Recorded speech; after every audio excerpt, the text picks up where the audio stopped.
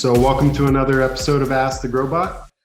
Per usual, I'm Jesse Porter with GrowGlide, the Director of Cultivation and Content Creation, joined by Will Gonzalez, the Director of Marketing and Creative Tech, as well as the Wrangler of the GrowBot. Today, we have the luxury of being joined by Casey Rivero from Fluence, a solutions architect, but also really knowledgeable lighting expert who's been in the industry for just as long as anybody. Quick story, I met Casey years ago smoking a joint in San Diego, standing out in front of an energy efficiency conference where I felt like we hit it off on another level. And ever since then, it's been a joy to work with you, Casey. It's been a joy to collaborate, work on projects, talk high level. But let me spin it over you and let you give yourself your own ego stroke and tell us maybe a little bit about a day in the life of you and Fluence, man. Jesse, I appreciate it. I don't know if I could really top that intro you gave for me, but I appreciate that. I was just kind of thinking back on that, and I wonder how many first meetings I had was smoking a joint outside of a conference, ending up with a lot of great friendships I have now. So likewise, it's been a pleasure for sure. So yeah, like Jesse said, I'm a cannabis solutions architect with Fluence. And it's on the business development team. And essentially, one of the things outside of manufacturing fixtures that we really put a lot of energy into is the support, the front end support, even before people even consider buying lights, all the way through the purchase and through the cultivation, because the more successful people are, off the bat, the more successful they will be, in the future. So one of my roles is to help really kind of ensure that people are on the right path before we even get to conversations about lighting. So I would say, man, your consultative support and approach to sales is, top by none, right? Referencing the photobiology, report and letting people really understand why they're making the decisions they're making, pointing them to case studies that are relevant for them. Now, you and I have been on webinars and panels talking about retrofits and the interaction between HVAC and lighting. And now I'm here in a racking role. So I'm excited to unpack a little bit of that for people too. Yeah. But let's just jump in, start asking the GrowBot some questions. Let's give it a snowball to start with, right? Mm-hmm. Like, what are the 5 most important considerations when you're purchasing an LED fixture for commercial cannabis cultivation? There we go. Get juicy. Get juicy. I wonder if it's going to say anything about diode batching or secondary optics or anything crazy like that, man. Maybe that's a 4.0 question. That might be a 4.0 question.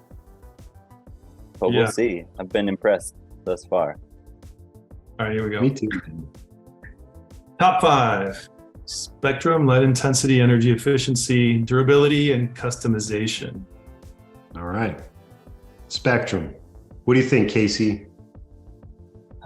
So, I would kind of have to agree with most of these from the chatbot. The chatbot, I would give it a 95.5 rating on this one. Spectrum, although is important, I wouldn't choose it as my number one. It is part of the componentry in the equation, but it kind of really depends on the rest of what you're looking for in a fixture. So obviously, in the old days, we kind of used to think of, let's use blue for veg, let's use red for flower. And this is what we got, and as we are starting to develop more strategies around lighting and understanding of light using newer technologies of lighting, previously before we were using high intensity discharge lighting, which put out a slightly different quality of light than the LEDs are able to now. But nowadays, we're able to actually study the effects on what spectrum does to the morphology of the plant and also the chemical compositions of that plant. What if number one was quality of light instead of spectrum, right? When I think about spectrum, I think about, R&D playing around with spectrum that I don't fully understand the impact. I know Fluence has done some great studies on basil and cannabis to what spectrums we can correlate to bioflavonoid production or production of secondary metabolites. But I think about quality of light a lot, right? Like, and then obviously number 2, light intensity is a big one. But like you said, it's not in a vacuum, right? And I think this one, number 2, light intensity, speaks volumes to the conversations we have about racking and lighting interaction, tier spacing, right? PPFD relative to tiers. Do you need 56 inches or 74 inches? And every time I ask someone, what kind of light are you using? What's the wattage and what's your PPFD goal? They go, why do you need to know? And I say, because I want to make sure I'm not selling you 6 inches of additional material that you don't need, that adds up to $40, $50, $70,000 on your project.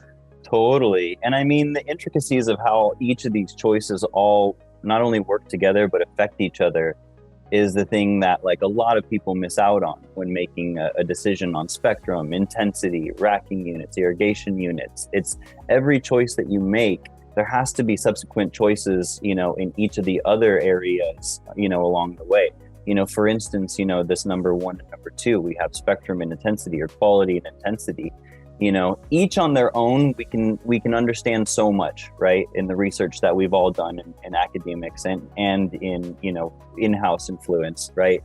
But really it's the balance of that two that really make, the results happen, how much intensity with what type of spectrum produces that exact result. It's not just spectrum. It's not just blue does this, red does this. It's how much of a blue, does this, how much of a red does this, and what are we trying to look for, and one of the things that we're seeing nowadays is, as we've discussed numerous times, is, high intensity lighting, right?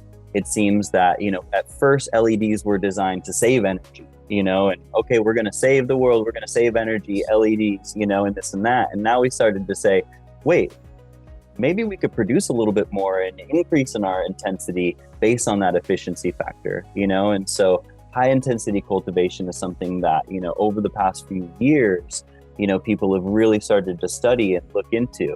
Now, that being said, the higher the intensity you get, the more those spectral effects really change the dynamics of that plant growth, And so, this next topic, number 3, is energy efficiency, right? What some of us refer to as efficacy, right? How much power does it take to produce how much light?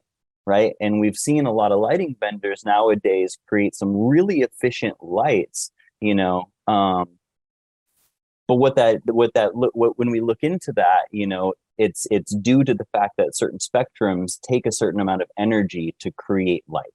Right. So with red and blue, it takes a less amount of energy to create a higher level of light than, something more in the green spectrum in the center of the PAR range. Right. And so a lot of lighting manufacturers will create a highly efficient light or efficacious light by using a higher red content. Right. But one thing that we're noticing in a lot of our studies is at high intensities, a higher red content creates some weird, funky morphological things. We've all seen, bleached buds, the bleached top syndrome, that you look out and you see this beautiful canopy and all the tops are completely white and look absolutely horrible in a bag, And so these top 3 things are something that you should be really heavily scrutinizing, when you're looking at lighting solutions as together. I think number 2, how much I love Bruce Bugbee, but I'm going to blame Bugbee's study here for correlating light intensity to yield. And then everyone just saying, cool, more intensity, more intensity, more intensity, which led to the development of some cool technology. And like you said, this high intensity cultivation, but how do we really measure energy efficiency in the space, right? It has to do with COAs, it has to do with price per pound, grams per square foot, the back end of the sausage making machine, if you will.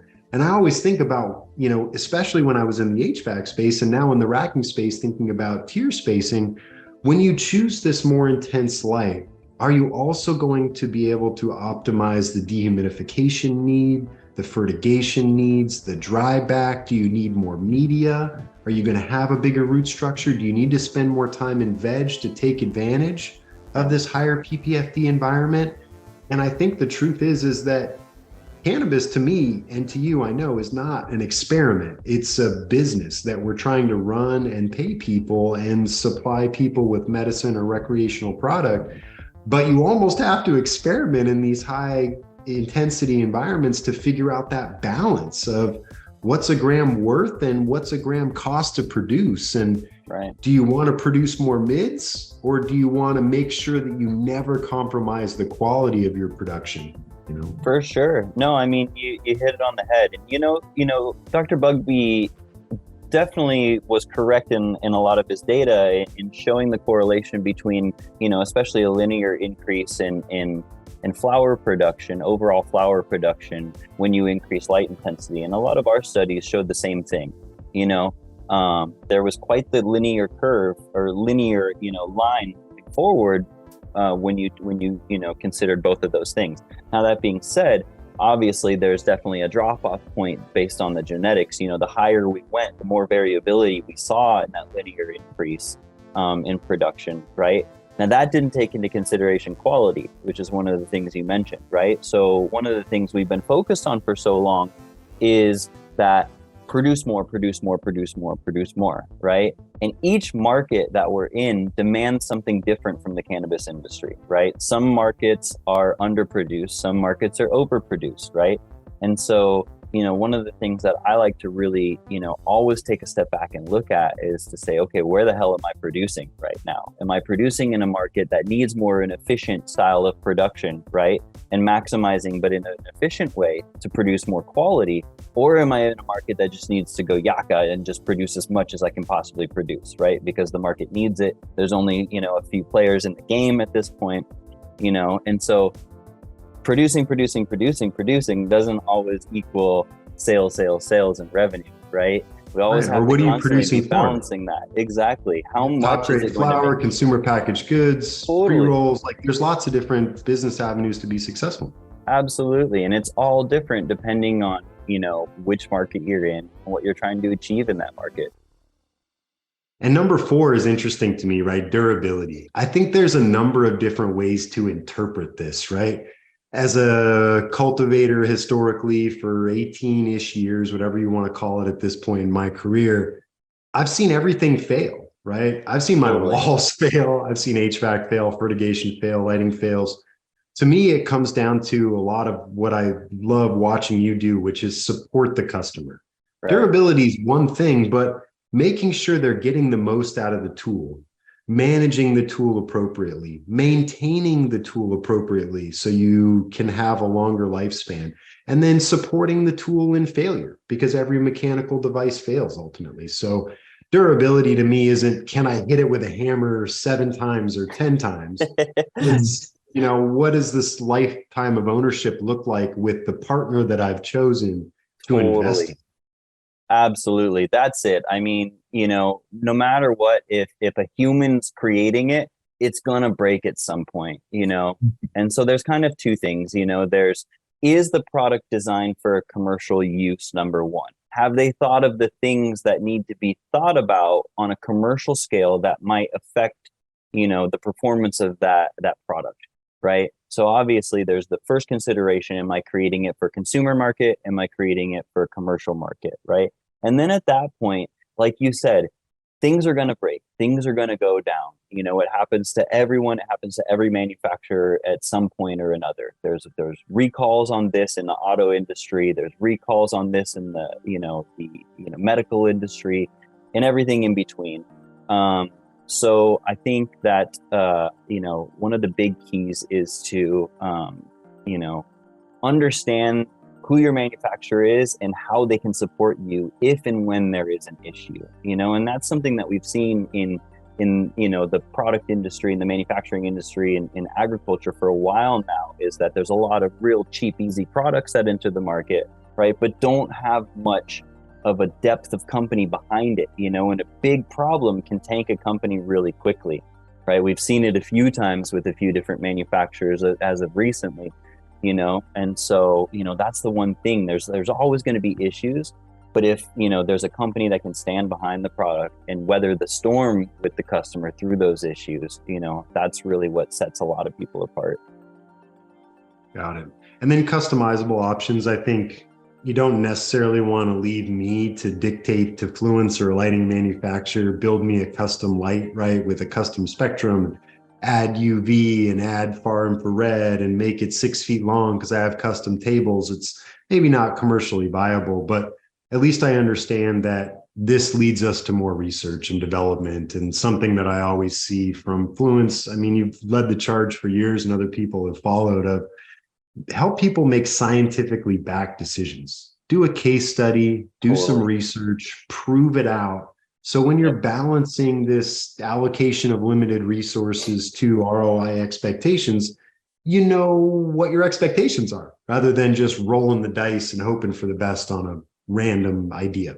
100%. There's things in the cultivation facility that you want customizable, based on, performances and this and that. And then there's things, as well as you and I know from running our facilities over the years, that you don't want your employees to touch. You want to set it, you want it to run, you want it consistent every single time. And there's certain key components that if you're not consistent with those components, then your production and your expectations on production will never be consistent, And so, like you said, leave the research and the science to the manufacturers to then recommend you this spectrum, this intensity, this, application, right? And there's tons of options. It's not like we're limited on options anymore. Before it was like, do you want blurple or full spectrum?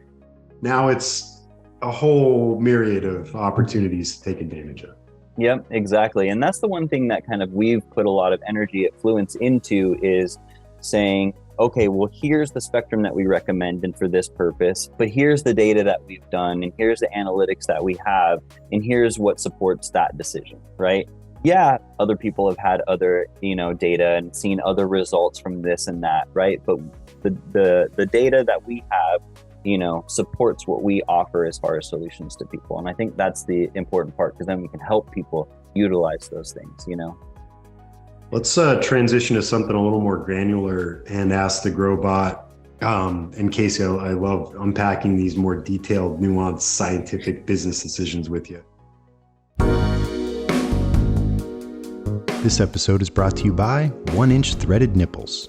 No joke, this isn't about your sexual fantasies. This is about drainage and eliminating bulkhead fittings on your vertical racks that leak and become the source of pathogens in your grow. Stop dripping stagnant water, worrying about clogged downspouts. You can keep your dirty mind. GrowGlide will make sure your drainage is clean.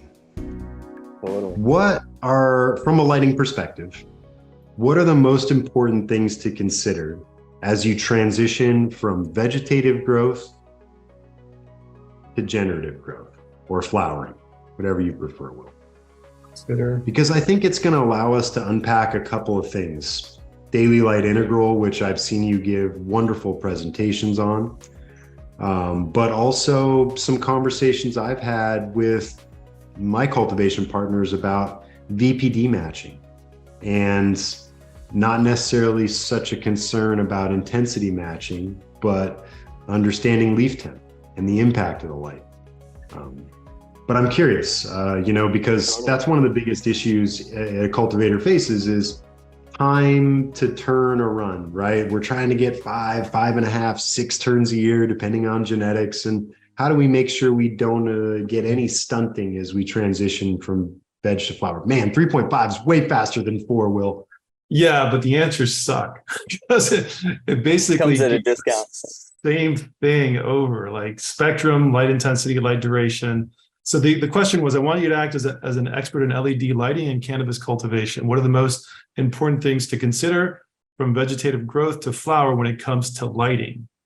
And maybe we can rephrase the question. Well, let's ask it a follow-up question that's a little bit different. Something about, help us understand the importance of daily light integral when it comes to cannabis cultivation. Should we delineate between indoor and greenhouse? I think that's a great point. That gets deep down the rabbit hole there. All right, so give it to me again. Help us understand the importance of. Casey, throw it at him. Ooh. No. Go with your original one, and we can help us understand the importance of daily light integral when it comes to cannabis cultivation. Okay.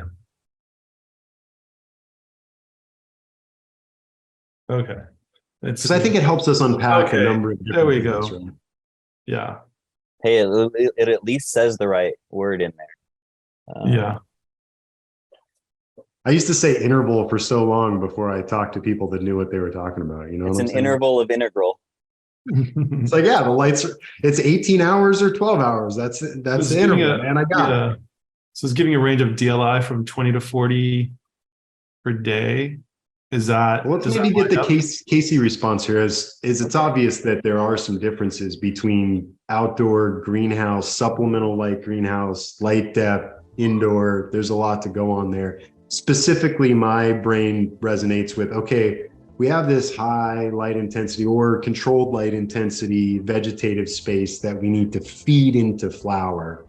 How do we make sure we mitigate against the quote unquote, adjustment period?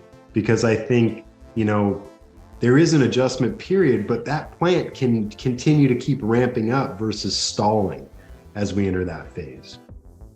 For sure. So, kind of two different topics in a way, the transition from veg into flower and maximizing that. But on the DLI topic right here, should I discuss the DLI topic a little bit more? Yeah. Give you some DLI knowledge. Cool. So, DLI is essentially an end result of something that we are creating, right? As far as a tool and a tactic. And so to me, in commercial agriculture or previous to cannabis agriculture, which was just called agriculture, it was never commercial agriculture, it was just agriculture, though cannabis came around. But in commercial agriculture, they use DLI differently depending on the type of crop and depending on the season that they're in around the world, right? Traditionally, they're in glass houses or greenhouses, which compete with whatever natural season, whatever natural environment is going on. So utilizing, DLI as a guide, like a North Star for a specific crop was always kind of, done in that world, of flower and vegetable production. So in the cannabis world, DLI is kind of more, like I said, just a result, right? So a tactic is going to change depending on what side of the world you're in. Let's start with greenhouse, right? You're going to utilize DLI differently, or the calculation of DLI differently in Colombia if you're trying to vegetate a plant than you would in Canada, in a vegetative plant, right? And the same thing with the flower. Number one, two different regions. In Colombia, you're equatorial, so you're working on a 12 and 12 hour day, no matter what time of the year it is, right? So you have a different tactic as far as DLI, right? Than you would up in Canada, up in Leamington or whatnot, right? And so it's a little bit more dynamic in the greenhouse world, and so this requirement of, it needs X number of DLI, right? The plant is continuing to respond, right? So if you set everything up on this average schedule, that by the end of this month or by the end of this week, I need to average X DLI, or by the end of this day, I have to average X DLI. You're not really taking into consideration the dynamicness of that plant's growth periods, right? Throughout a day, because each day can be completely different in the natural light level. And so to me, I don't usually base things off of DLI. I base things off of what I want my light intensity to be at for how long. Right. And then the DLI is just an end result calculation that gets spit out at the end. Right. But to me, I say consistently, how much light do I want on my plant for how many hours of the day? I don't want it doing this all day long, but equaling out to 30 or 40 DLI at the end of the day, because the entire day your plant was doing this in response to what that light was doing. Right. So if we follow traditional DLI values, that's what our plant is going to do, because at the end of the day, as long as you've reached a certain amount of light by the 12 hours a day, you should be good, right? But yet, if you have 6 out of that 12 hours that was super cloudy and super dark, and then those clouds moved away and you got 2,500 ppfd, right? Your plant's not going to catch up for that 6 hours that it didn't get that DLI or didn't get that light level. You know what I'm saying? And so to me, DLI is kind of an interesting conundrum to really focus on. It's more of a checks and balances, in my opinion, Gotcha. So in an indoor, it's just DLI. It's just whatever we create, because it's just on for this amount of time with this intensity, off for this amount of time with this intensity, Okay. I follow you on that. And, speaking to that light intensity, photobiology guide, webinars, you guys were some of the first people to really put out a leaf temperature guide. and say, hey, man, we should be shooting for 78 to 82 degrees of leaf temperature, which I think has driven us to all discuss vapor pressure deficit at a higher level. Yep. So maybe let's ask it some sort of question of like, let's pick a specific example. What's the optimal leaf temperature for 1400 ppfd? Because I think that what I've come to find is that I'm always trying to shoot for a homogenized leaf temperature, and I'm trying to keep it in this range. But I've also found that altering light intensity gives me more heat to play with, and using convective cooling and airflow crop steering and changing the temperature that leaf sees, or that the leaf is, also affects transpiration, phenotypic expression, late stage senescence. So it is, again, all those things trying to marry together. But like you said, we're thinking about light intensity. I struggle with this quite a bit. All right, I sort of like this first answer. We can unpack it. But when we're thinking about PPFD, how do you measure it, Casey? We've got leaf area index. We've got 3.5 foot tall plants. I've got something at the bottom that's below 100 ppf. Sink, should I remove that leaf? I've got something at the top that's 1200. I'd love to get your perspective as a cultivator and someone who's very intimate with this type of scientific measurement. How do I do that? Like, how do I assess my facility and that light and the light spacing with PPFD as a primary tool and leaf temperature being in play? Jesse, that's a super great question. And it's kind of one that, you ask 10 people, you might get 10 different answers, but from my experience, it really, so there's a few things, right? From the cultivator side, it all depends on your lighting strategy, all depends on how you cultivate your crops, right? If you top your plants multiple times, create more of a floret type structure, keep your canopy lower, you're going to have a different approach than if you grow taller plants, don't top it at all, or not as much, and let your veg time longer. So crop management really comes into play on the lighting strategy, right? And as far as light measurements and consistency, we can only measure on a certain plane at a certain distance, right?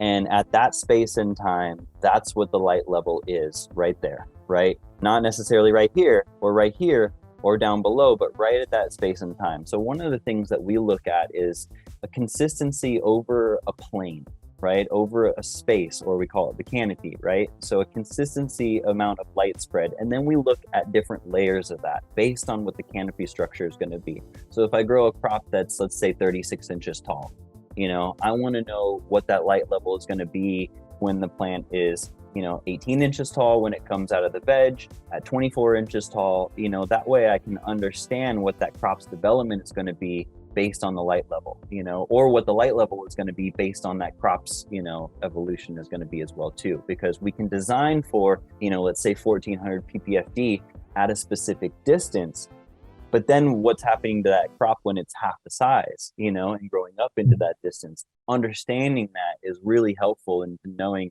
that strategy and how to actually take care of the plants too. Totally. I mean, plant cultural control is huge. Like you mentioned, SOPs, predictable SOPs are critical. And I think about like this, these are just two factors that we're talking about. Obviously, it did bring in closely monitored humidity and CO2. Airflow is a big one, right? Like all these things play a role. 75 to 85 degree Fahrenheit is a big range, man. And it's a big difference in how you manage your HVAC system or the efficiency of your dehumidification. Obviously, you run at a warmer temperature, you're going to get a higher level of dehumidification and more ultimately operational efficiency. But how do you achieve that? Right. At what CO2 ppm, at what level of airflow, top down, bottom up? How do you homogenize the majority of that plant that sees a certain range of PPFD, like you mentioned? And totally. One of the things I'm kind of stoked about is this first, this is the gives me the heebie-jeebies about the ChatGPT is that the last sentence in that first paragraph where it's like, however, it's important to remember that optimal conditions can vary depending on specific cannabis strains and growth stages. I'm like, yo, who's back there writing this right now? You know, cultivar dependent. Yeah, so I switched over to GPT-4. I was going to say, it seemed like a bit of an upgrade. It's not giving us spectrum and light intensity anymore. Yeah.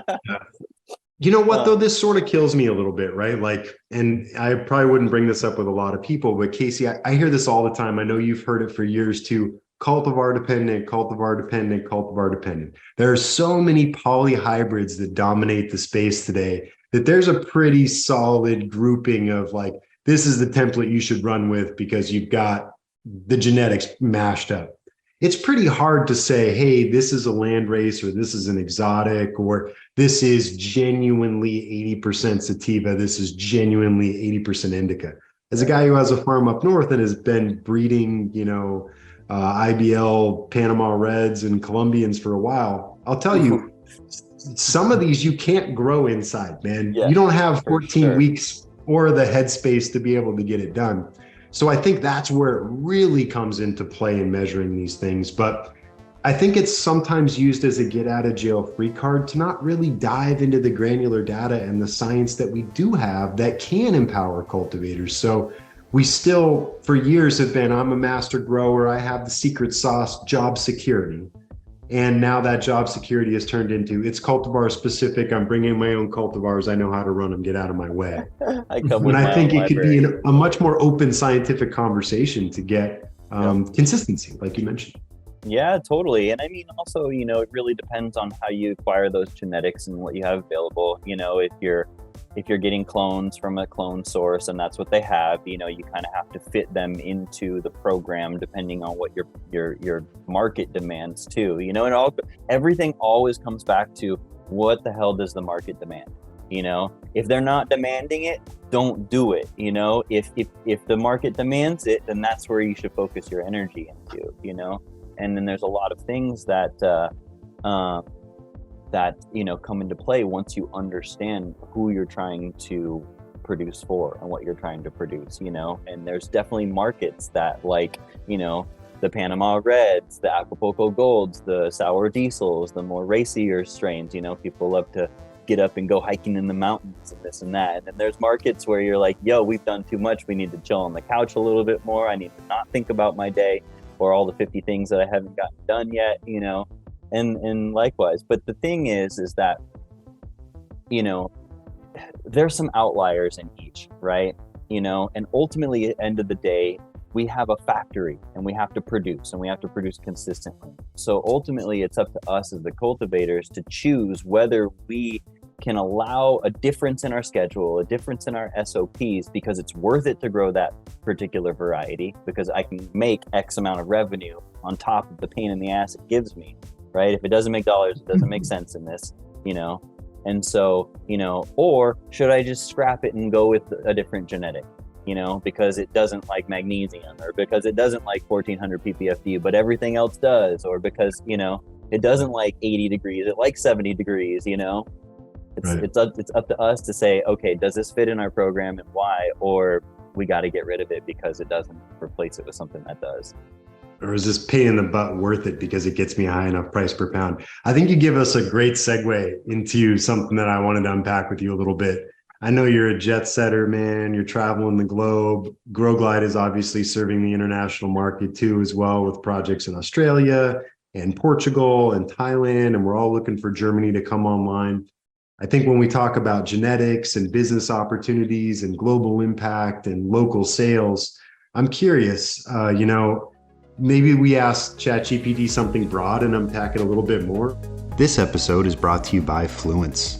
Fluence is committed to bringing the highest performing crop-specific LED lighting solutions to growers around the world. Fluence's science-led, research-backed approach has helped make Fluence the world's leading LED supplier in the cannabis market, lighting over 6 million square feet of canopy. Learn more about the Fluence advantage at fluence.science. Fluence, helping the world grow smarter. What are the different considerations you should have when building an international cannabis cultivation facility versus one in the United States? Yeah. I think about it just for like Hertz and connected electrical and things like that, in providing a solution. But I know you're there, boots on the ground, building really high quality facilities. I'm curious what perspective you'll bring to helping us unpack it a little bit. Yeah, it'll be interesting to see what old 4.0 says on this one. Should have enough data now, international data really come up with some key insights. The consideration you should have when you're building an international cannabis cultivating as opposed to the building in the US. Let's see here. Goes a little bit slower. Things speaks a little bit. So legal and I like where it's starting. Totally. Yeah. Yeah, and I think that speaks to geography too.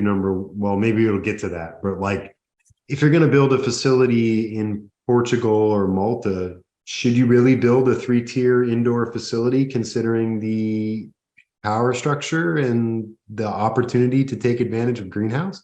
Climate geography, number 3. That's really like, that jumps out to me. Take advantage of your local 4.0 is on a roll right now. It's literally my top 5 so far of what I would be mentioning right now as well too. This is it. It's crazy. Oh, dude, local too. Yeah, the labor and workforce is interesting as well. It's so important. So many times have I seen facilities that are out. I mean, I was in Colombia some years back.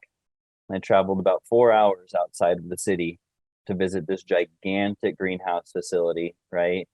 And there's some local workforce from the little community that's near it, but a lot of these employees will travel, and work 3 or 4 days and stay in like the employee housing for this or that, and that's a lot. It's expensive, and usually coupled with low or hard to find workforces is low to hard to find resources, power, water, gas, other types of energies that are really crucial in creating a successful company.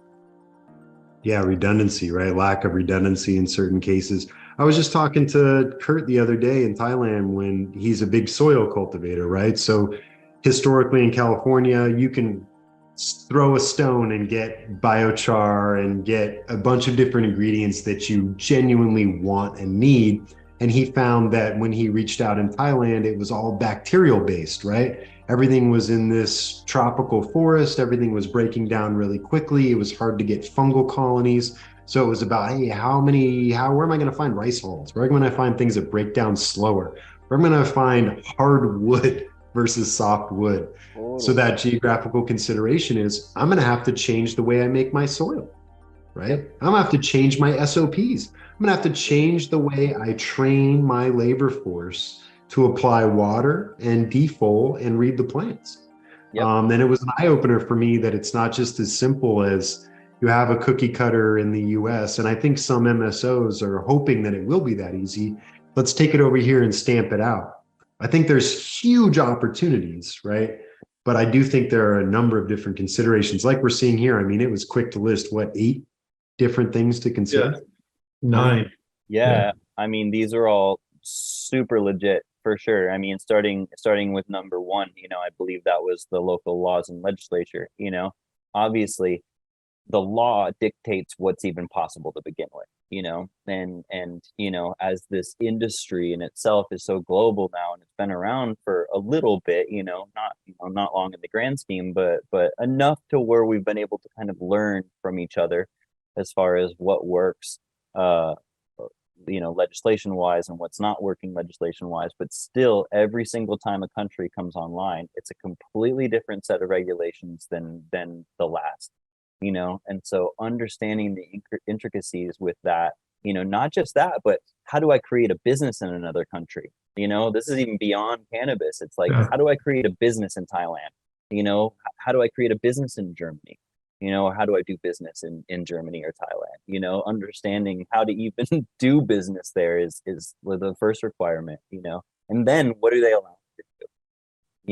And I love how cultural and social acceptance is number 2, because we've seen so many markets that come online that really only come online with the hopes of exporting, right? Because they haven't built a strong local social and cultural acceptance on it, you know, because the product, it doesn't matter to anyone else, because then it's just going to get shipped to Germany, or shipped to London, or shipped somewhere to be created into a pharmaceutical product, right? But a market like Thailand, where it's been such an interesting cultural phenomenon for so long, because it, you know, the cannabis has been in Thai culture for so long, but yet so illegal for so long, you know, that now that it's not illegal anymore, people are like, yes, we can smoke. Grandmas are smoking, uncles are smoking, you know, lawyers are Massive smoking, tourist cops are economy, smoking. right? It's huge. It's bringing tourism back, which has been something that's been really lacking there since COVID, you know? So, you know, having this cultural and social acceptance is so important in the market to support the market, you know? And I think you're absolutely right when you put your finger on the how do we build a business here, right? The cultural and social acceptance. There's this emergence of the market of, hey, do I grow cookies and sell cookies because cookies are hot in America? What about that really unique Thai strain that they used to cultivate that looks like crap in a bag, that a tourist like me goes to Koh Samui and that's what I'll spend $100 an eighth on happily, because I want a different experience, something I would never get in the US, something that might be grown outdoors that takes 10, 11 weeks, right? Yep. But I think that's part of what we're starting hopefully to see in this global marketplace is that they're all unique markets with unique opportunities to take advantage of something like number 3, climate, geography, source material, source genetics. Oh, stop importing seeds, right? Like, use your local genetics. And Thailand's a great example. They have a history of cultivation. And it used to be, I was, you know, stealing genetics from Vietnam because my wife's Vietnamese. I'd be like, hey, give me those mountain region cannabis seeds and I'll pop them over here in my backyard in California and we'll see what happens. Like, I want to see genetics have evolved and fit in their landscape, right? It is amazing. And I think there's definitely, you know, a room for co-evolution of genetics and the markets, because there is a lot, you know, I mean, cannabis has always been traveled from one place to the next, to the next, to the next, you know. The herb historically that landed in Thailand came from someone else's pocket from somewhere else, you know, and it's been this plant that's been transitioning around the world for a long time, you know. But like you said, you know, there's certain the first time, well, not the first time, but I was in Jamaica some years back. It was like 2016, and I was visiting a bunch of farmers and doing some genetic work, and I was in a facility that was just riddled with 2-spot mites, right? Like, just riddled with them. And they thought it was heat stress. They were like, oh, these ones got sunburnt, this and that, you know. And I'm like, yeah, I'd seen this before. Whipped out my loop, you know, started going over this, and we discussed protocols and this and that. But there were clones that had been brought there, some Cali clones that had been brought there years ago, you know, from some project. And now all of a sudden there's 2-spot mites all over this region. So, you know, seeing things like that too, that, you know, areas aren't used to, and pest pressures and pathogen pressures and things like that, you know, that's something that I think the global community is going to need to pay attention to, you know, especially as we start to see a lot of viroids, you know, popping up, you know, currently in a lot of the genetics and clones and things that we're seeing around too. So, you know, I love to ask this question of everyone. Like, we're talking about years of experience in the industry. You and I have both transitioned our careers from legacy to commercial global cannabis cultivation. Is there, and let's ask ChatGPT this too, maybe the GrowBot has a good answer on, what's the most important KPI in international cannabis cultivation? Because obviously it depends on what your business is and your business model. The things we just discussed right here, there's so many different avenues to quote unquote defining your successful business. Mm-hmm. I'm curious, right? Because I know you and I think about this. We talk and think about cannabis nonstop all the time. I'm sure you and I have both thought about, what would I do if I was going to start an international cannabis business in maybe Portugal, South Africa? I'm trying to get my wife to move to Koh Samui. I was like, we had such a good time there last time. Let's just roll back and figure it out when we hit the ground. Let's do it. Okay, yield per square foot or per square meter. Okay. Everyone wants biomass. Biomass turns into stuff like money. you wouldn't have anything if you didn't have flowers to start. This is it? This is the only one? Oh, come Yeah, on. let me I'm glad it gives us an example of how to create, come up with yield per square foot. I like that it's trying to sometimes it didn't say pounds per light. I mean, Thank God. right? Yes, it shows its work. It likes to show its reasoning and its work. So I'll just say try again. This time, give me a top 3 list. So it considers other things. Work harder 4.0. Come on. Yeah, pretty much. Yep. I mean, Specifically to Thailand, what do you think, Casey? Do you think it's taking advantage of the cheaper labor force that you can train up and the incoming global tourist space? Do you think it's making consumer packaged goods for exports and preparing for cross-country trade as it comes online? Or do you think it's about creating a global brand that you can export back to the US and, sell as a consumable that way, which I love? so I think honestly, Thailand is kind of different than anywhere we've seen thus far. I think Thailand is focusing internally. They're not focusing on a medical market. They're not focusing on an export market. They're focusing on, use it how you need to use it type market, and their emphasis on the decriminalization, not the legalization, and so, yes, we will start to see more regulations in Thailand. There's a big election happening this month that will kind of determine, which party and their position on cannabis. It will never roll back, but we'll start to see some tighter regulations in the future. But their focus on bringing more of the culture, more of the community, more tourism is really going to help the industry, in my opinion, and not stifle it. I think it's going to be, so this program is one of the most progressive things that Thailand's government has ever done,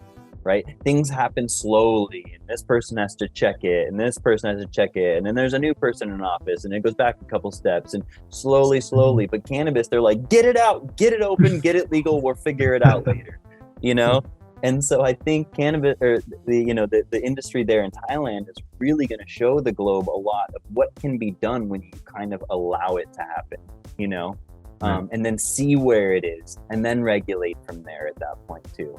So it is kind of an interesting market, especially with the tourism. Sure.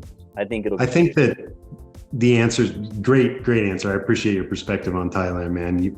The first chance I get to go over there for a week with you, man, I'm gonna treat you to a nice meal and sit on the beach with you with some local weed. But I think that these 3 answers are great. It's missing one, but I think these are universally applicable to every cannabis cultivation facility across the globe. Everywhere. Quantity, that's yield. Right. Quality, that's number 3, right? Yep. Cannabinoid potency, COAs, terpenes, however you want to determine quality. Yep. Cost of production, that's number 2, right? Operational efficiency. The only thing that's missing here is consistency. Yep. Can you do it time and time again that allows you to be a brand that they have it in the potency section, so they may have tried to cover their basis there, but I think that is a bullet of its own too, for sure. Yeah. I think it nailed it though. I mean, to me, that's how I judge the success of a facility: quality, quantity, consistency, and then ultimately you have to have operational efficiency so you don't become the distressed asset your neighbor does. Yeah, someone's going to be that distressed. 100%. And price compression in every market is inevitable. That's just how it goes, right? As the markets evolve, the prices compress. We've seen it in every single market so far, and being able to be aware of that and prepare for that by having, the least amount of costs associated with producing your product, the better, right? While still maintaining quality, consistency, and, your direction as a company, that's key, So, because the margins will never be what they are when you first started. It was nice when I was getting 5,000 a pound. Sometimes Lovely people days. just look at me cross-eyed and I'm like, Lovely. it used to be the good old days. It's July. You want to wait for September? Sure. I mean, it's July. It's five Gs.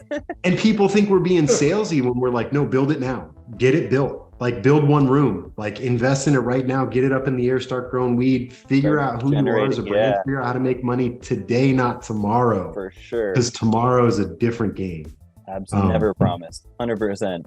Yeah. One thing that I would love to see on a global scale is the emphasis on THC and CBD and the highest percentages of each that we can possibly get, and that being a lot of driving forces amongst, desires, but also price points. I still see in so many markets, there's the 40% THC strain that looks like absolute duff, that like I probably wouldn't even want to put on my salad type of thing, but it's got 40% and it's on the top shelf, whereas you'll have a fantastic strain, hits you super nicely, super smooth, tastes amazing, smells amazing, but it's 25% and it won't sell, and so I think the THC thing, because it was the first thing that was discovered, and so cannabis just became associated with THC and quality became associated with THC, and now you have all these people chasing numbers. So that's let's be honest, Casey. See. You know why this happened, right? It's in the early stages, buyers would buy on a nose. I would sit down, people would open 7 bags in front of me. I would roll up joints. I would say 100%. 22, 28, 24, 36, right? I would just point to bags and give them numbers. And then that skill set doesn't scale. And the template that we had to create as buyers was pay more for this cultivar because I think it's going to sell, pay more for THC. Now it's also pay more for terps. All these other secondary cannabinoids are not on the template that we built in 2005, 2007, 2008 when we started this whole thing. So they're forgotten. They're not factored into the price point. That's frustrating to me because even when I was like, how do I teach Joel how to buy 500 pounds of weed next week? It's like, buy one of these 10 different cultivars. And if it's above this amount of THC, give them $100 more per pound. Right. And you just structure it like that.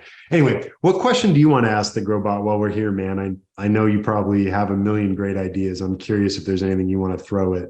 I was thinking about this earlier and I kept deleting all of my questions because I was like, no, let's do this, let's do that. No rules, man. We don't believe in rules. It's something that kind of we've touched on in this, and I like to always bring people back and myself back, when I'm making any kind of decision. It's really, what considerations do business owners need to make when they decide to cultivate in a certain market? So it's kind of like a lot of the questions that we've asked wrapped into like a little like, okay, what are the considerations, wrapped into a little package. You wanted to list like 10 or something, Will? You think that's the best way to get the GrowBot to articulate? Yeah, let's just do top 10 or let's and I mean, honestly, it kind of gave us this in the last one when we talked about international markets, because really what applies to international markets, because we are the United States, but when has those, it's like coffee talk, no United, no States, so talk amongst yourselves. So it's kind of like 50 to different countries in a way, Yeah, it's similar. It already started in a similar fashion with the legal and regulatory market demand competition. That's huge. That's huge. Climate, again. See what it comes up with here. Similar to the international question so far.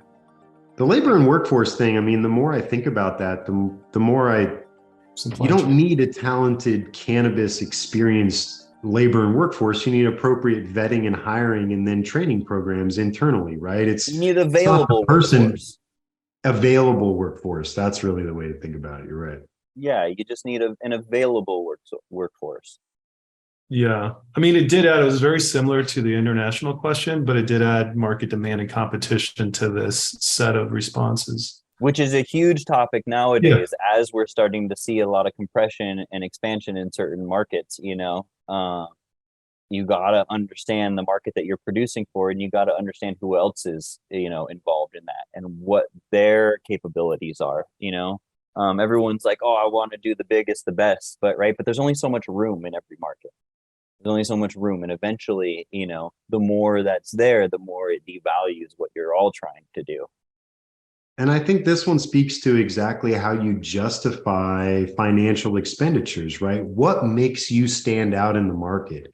It used to just be better packaging, right? And then everyone got hep to that game. So understanding the competition, understanding, the local impact that you're going to make, and understanding the cost of production, quality, quantity, consistency, those things allows you to invest in certain things like a Fluence lighting partnership, a GrowGlide racking partnership, appropriate fertigation partnership, and nutrient partnership that allow you to not just tell a narrative, but have the appropriate SOPs to train the available label force to take advantage of that market opportunity.